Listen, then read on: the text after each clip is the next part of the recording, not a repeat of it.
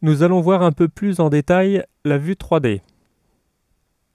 Donc je le rappelle, la vue 3D commence du coin ici supérieur gauche et finit dans le coin inférieur droit ici avec la barre des menus comprise. Alors on va s'intéresser justement à cette barre de menu pour commencer.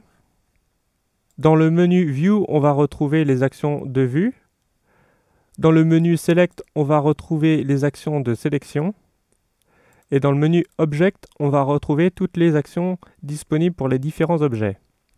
Alors basiquement, on n'aura pas trop d'utilité à utiliser ces menus, cependant, je vous conseille de les utiliser comme pense-bête simplement. Si vous avez oublié une action, un raccourci, vous pouvez les retrouver via ces menus. À droite de ces menus, on a différents boutons. Donc le premier, c'est le bouton de mode, qui est par défaut sur Object Mode. Si je clique dessus, j'ai accès aux autres modes. Alors on verra à quoi ça sert plus tard. On va rester en Object Mode pour le moment. À droite de cette liste de modes, on a le mode d'affichage, qui est représenté par une icône de boule blanche.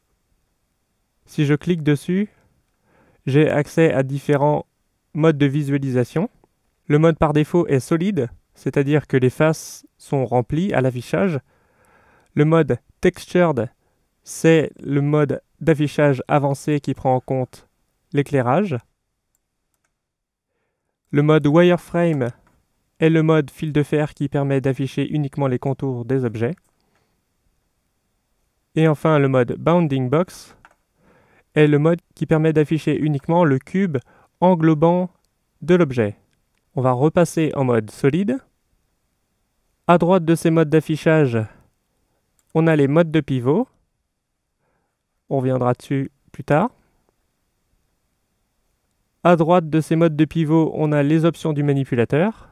Alors le manipulateur, c'est le petit trièdre coloré qui s'affiche dans la vue 3D. Vous voyez si j'active ou si je désactive.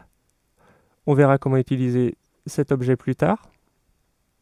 À droite de ce groupe manipulateur, on a les différents boutons de calque. Donc ces deux groupes de 10 sont les calques. À droite de ces calques, donc, on a le Proportional Editing Object Mode. On verra à quoi ça sert. On a les options de magnétisme.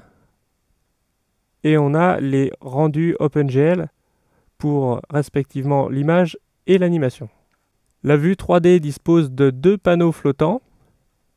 Un à gauche qui s'appelle la barre d'outils. On peut l'afficher ou pas avec la touche T.